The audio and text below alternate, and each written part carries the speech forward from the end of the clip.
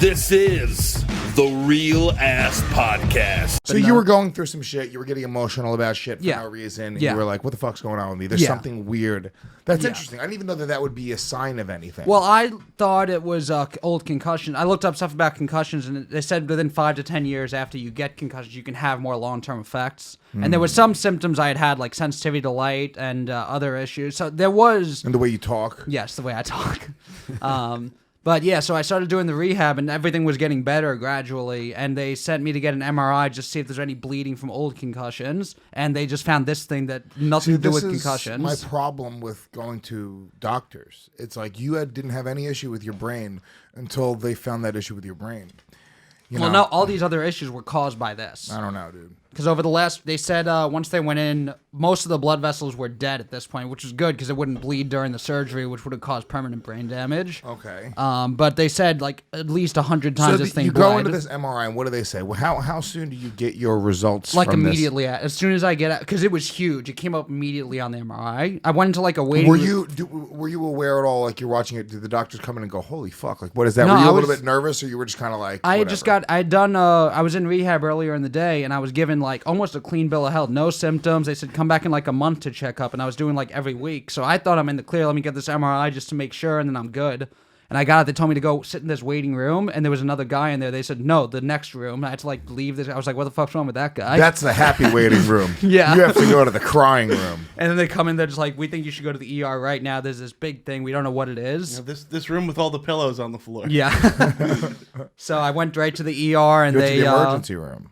yeah, to the emergency room, and it was. I feel like that's where they would send you. Aren't you at a fucking hospital right now? Well, it was a whole medical facility, so I went across the street to the ER. Oh, okay, all right. And it was crowded, so I thought I was gonna have to wait there forever. And within 5 minutes, they called me in. And at first, I was like, "Nice, I don't have to wait." But then you realize that that's a that's problem. not a good thing. That they're like, okay, this guy is in more trouble than this Yeah. fucking guy who, Yeah. you know, needs a tetanus shot or whatever. Yeah, I found out since like what I had is usually found in autopsies because it usually people don't really know it's there and it just kills people. It just kills you one day. You just drop dead. Yeah, it was pressing against the back of my brain where spinal fluids come down. So I could have gone to sleep one night and slipped into a coma, got a seizure, stroke. They said I'm 28. They said I wouldn't live past 30. Yeah, but you know what? That would have been a better story for Capital Wrestling. Yeah, that's true. Like, just sort of like you go crazy, you murder some of your friends and family, and then they have their own version of, Chris Benoit. yeah. Yeah. They have their own Benoit story. Chris Benoit has to put Bibles next to people as Yes. you beat them.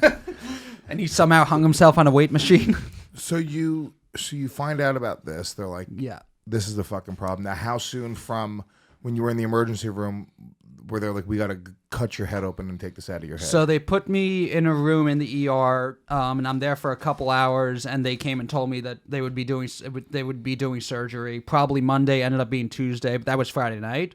And so then all week I go straight to intensive care unit, but I felt completely fine. So you feel completely fine. You're in Yeah. intensive care, though. People are dying around you. You don't No, leave the hospital. You're there. Nope, I'm there the whole time. So you don't get to go home, because I would have been like, all right, I'm not getting surgery till Monday. I'm going home. There's no doubt about it. No, because I wasn't allowed to stand up on my own because it was in my cerebellum, which is the balance center of the brain. So I was at too much of a risk to fall over if I stood up. Yeah, but you've been standing up this whole fucking time. I know. And I was also at too much of a risk of it.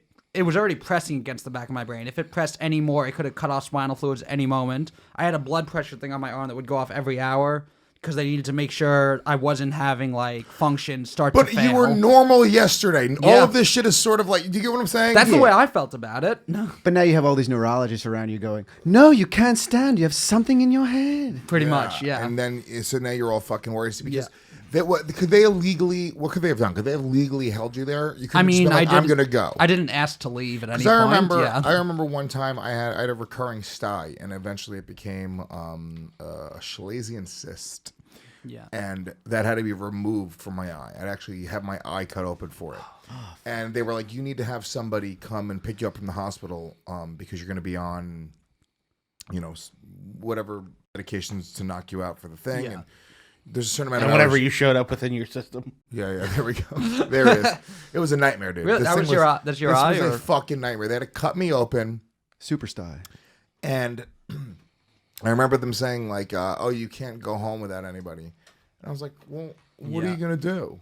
Yeah, Are they going to yes. fucking tackle me to the ground? Are they going to call the cops and arrest me because I'm just not staying in the hospital anymore? Yeah. They can't actually do anything. Yeah, I didn't really put up a fight. My whole life, I've been playing sports and wrestling, getting concussions, and then acting like I didn't have them to Right. like be able to still wrestle. So at this point, I'm like, I'm just gonna listen to whatever they say. I'm not gonna argue with doctors. I did that my whole So life. no, but right now they don't actually know what the thing is. No, they do now. So they weren't gonna know until they went in. They told me the 3 options were what it ended up being an arterial venous malformation, which just means when I was a kid and my brain formed, a couple blood vessels kind of tangled, and then it just became like a big rubber band ball. And it just kept on growing and Until growing. now, where it's so huge that it was bleeding like almost every day, probably. Wow.